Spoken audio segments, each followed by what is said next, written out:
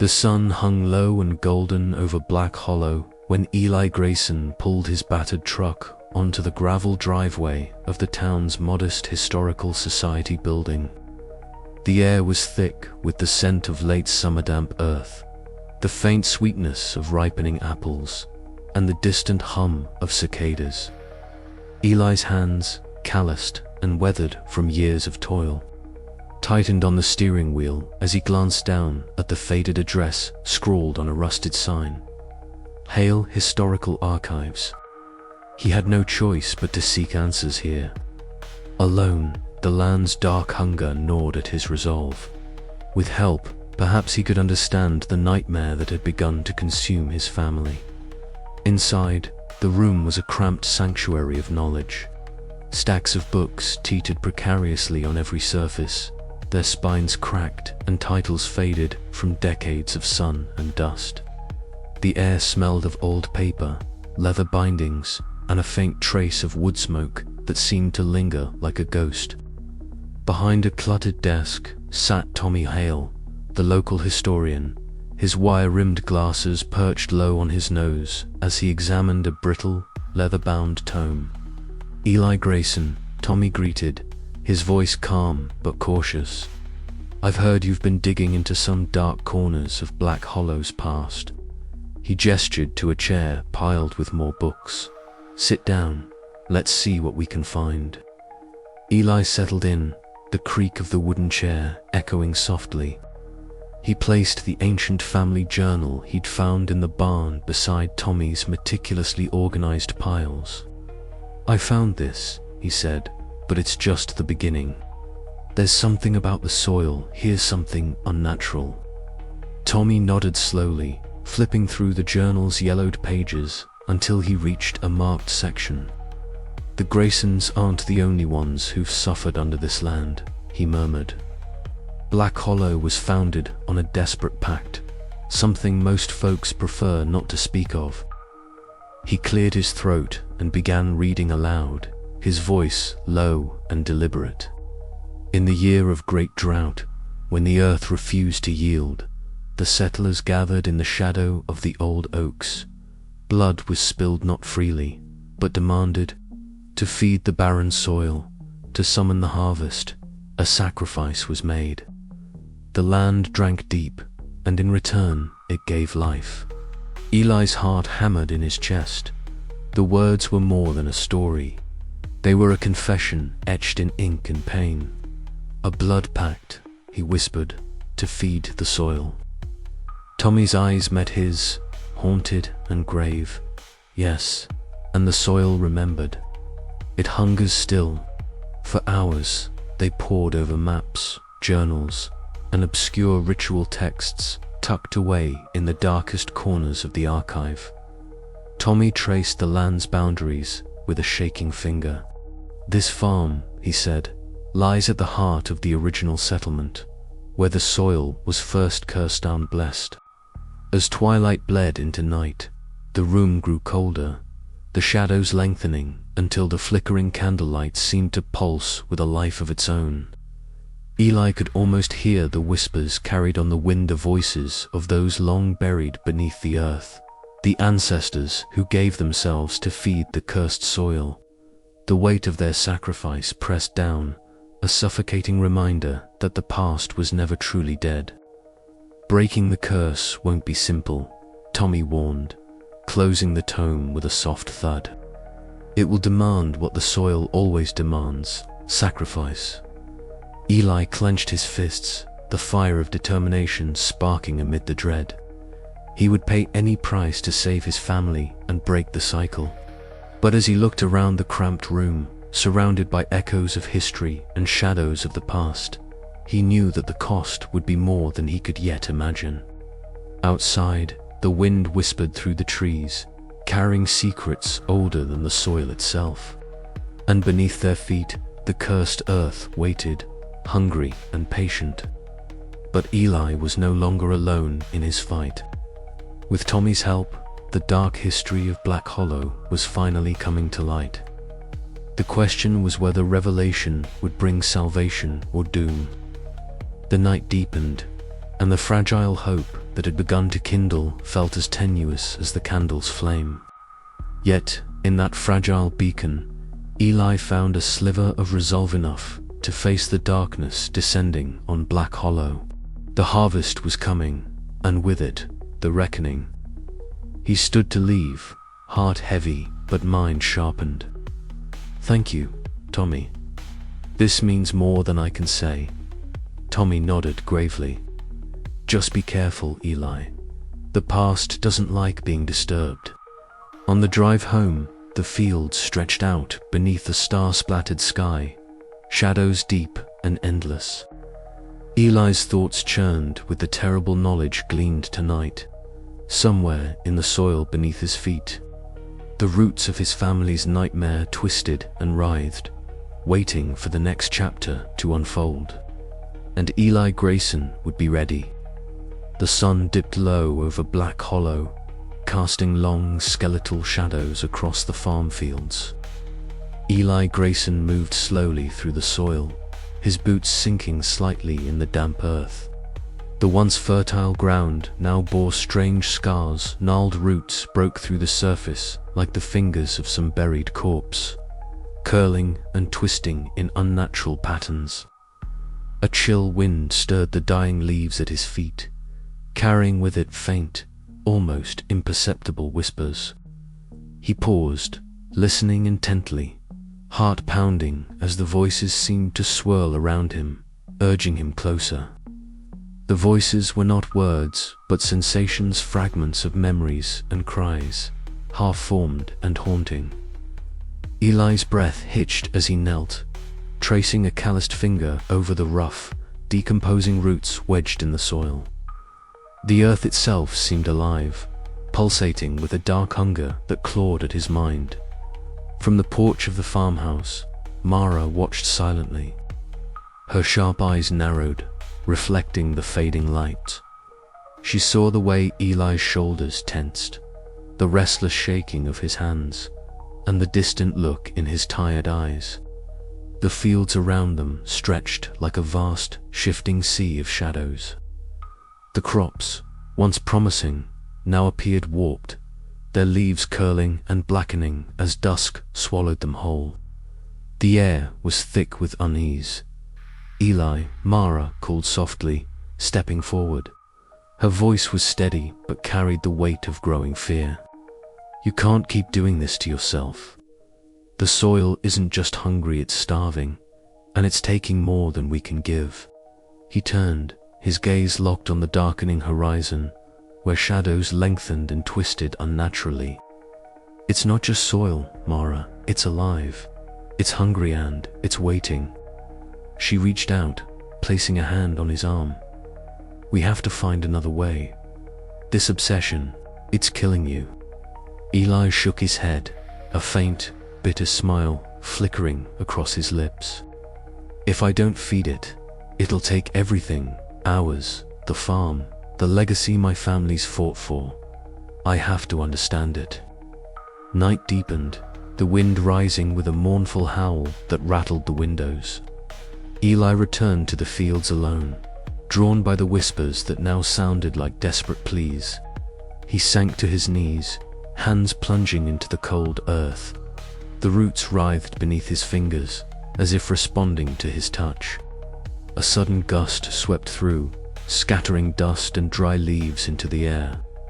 For a fleeting moment, Eli glimpsed a shadow among the stalks, a shape formed by the twisted roots and darkness, watching him with hollow, unblinking eyes. His breath caught in his throat as the figure seemed to beckon him forward, deeper into the cursed land. Fear and fascination warred within him, but the earth's whisper was relentless. "Feed me," it seemed to say. "Feed me, or perish." Eli's vision blurred as he struggled to resist the pull. The night pressed in around him, thick with the scent of rot and decay. Somewhere between desperation and madness, he realized that the shadows were not just a warning, they were a promise. As the wind howled louder, carrying the voices of countless ancestors lost to the soil's hunger, Eli stood and faced the darkness. The cursed earth was awakening fully, and its demand was clear: blood, sacrifice, and a soul to feed its insatiable appetite. Mara watched from the porch, her heart pounding. She knew that whatever awaited Eli in those shadows would change everything, and that the farm, their family, and their lives hung by the thinnest thread. The night swallowed Black Hollow whole, leaving only the twisted roots and the whispering wind to bear witness to the growing terror beneath the surface. But Eli did not turn back. He could not. The cursed earth was calling, and he would answer. The wind carried the scent of damp earth and decay as Eli walked the perimeter of his fields, his eyes scanning the horizon where the sun had long since vanished. The twisted roots writhed beneath the soil like restless serpents, their movements subtle but unmistakable. Shadows stretched and warped, clawing at the edges of his vision, refusing to be ignored. He knelt again, pressing his palm onto the cold ground as the whispers grew louder, pressing against his sanity like the fingers of the dead. They spoke of hunger, of sacrifice, of a legacy soaked in blood and misery. Eli's mind swam with images ancestors who had vanished beneath the earth, their faces twisted in pain and resolve, feeding the soil that now demanded his own flesh and blood.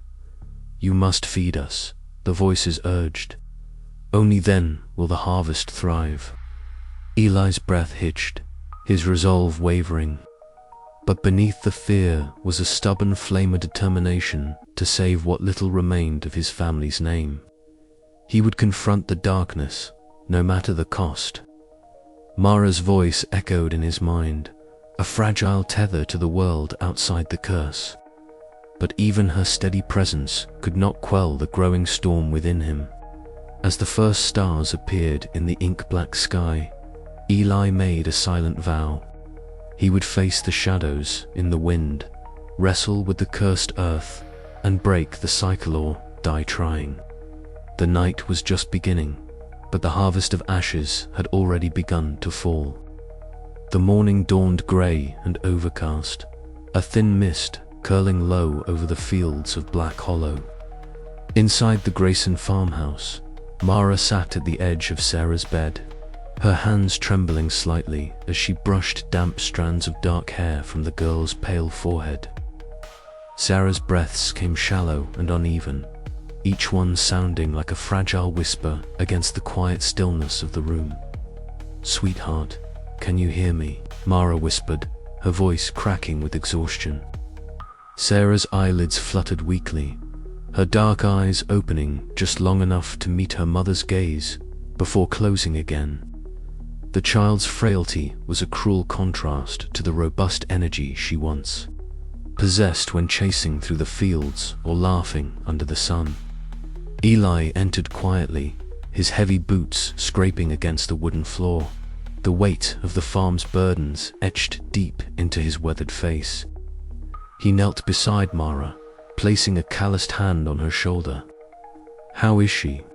he asked, voice low and rough. Mara shook her head, tears threatening to spill. "Worse, the fever won't break. I've tried every remedy, but it's like the sickness is rooted deeper than flesh." Eli swallowed hard, his gaze drifting toward the window overlooking the barren fields. The crops, once promising life, now withered and cracked beneath the sky's dull grey. The cursed earth beneath their feet was no longer just a source of their livelihood.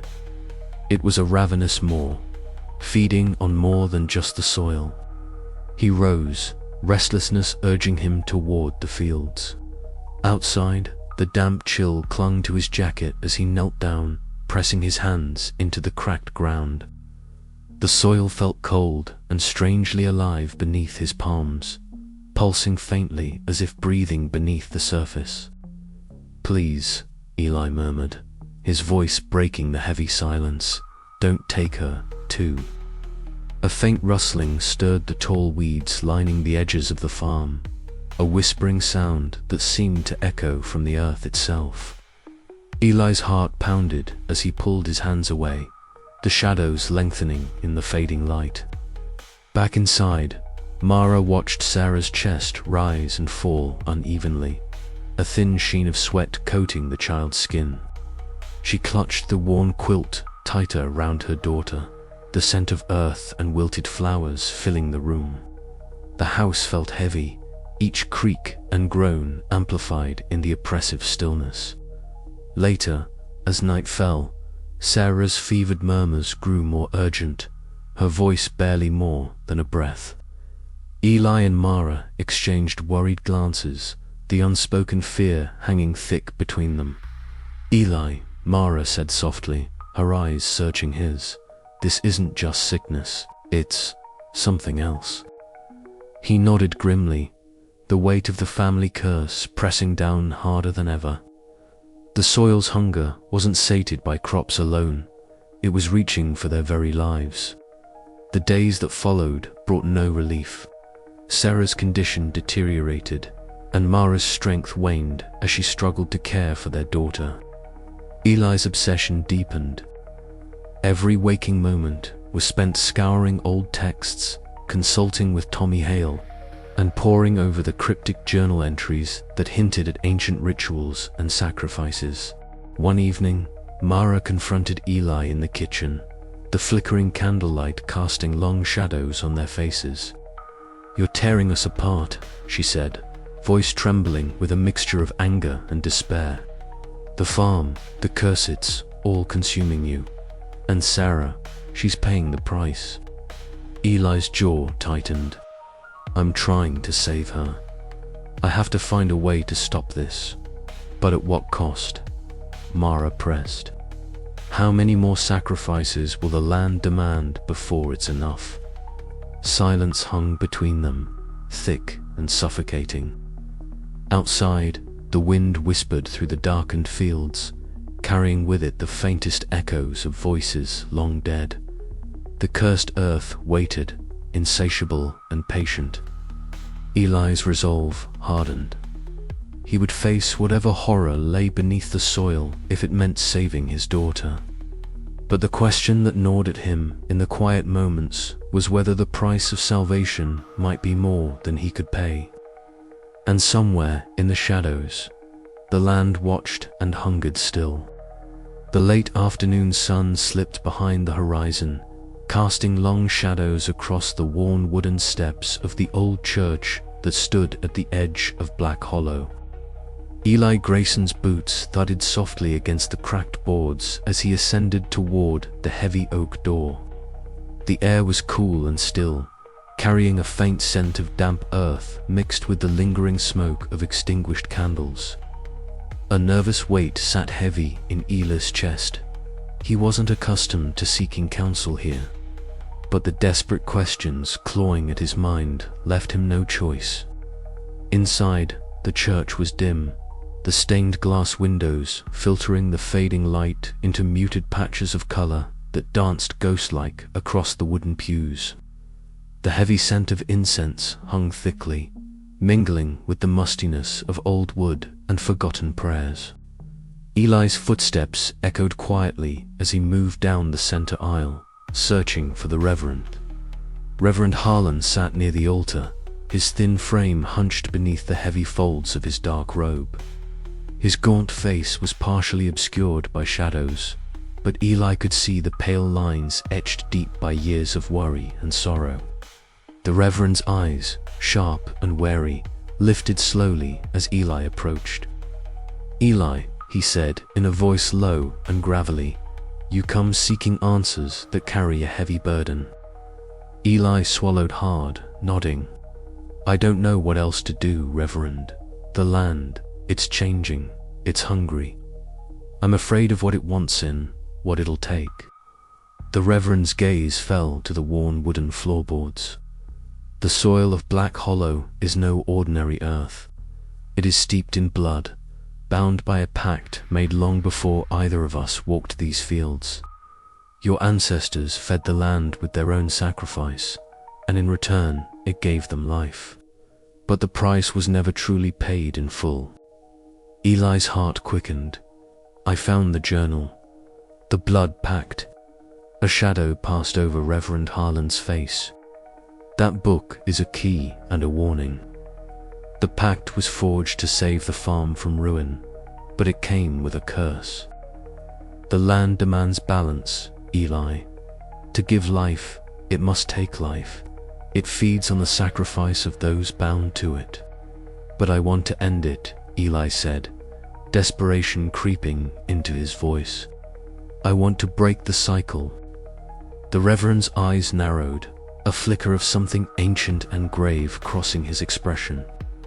Beware, for to break the pact is to defy the natural order. The earth's hunger will not be sated by prayers or wishes. It will fight back with a fury you cannot imagine. Many have tried, and many have fallen. Eli felt a chill crawl down his spine as the flickering candlelight cast trembling shadows on the peeling walls. The silence between them grew heavy, filled with unspoken fears and the weight of generations. Is there no way out? Eli asked, voice barely a whisper.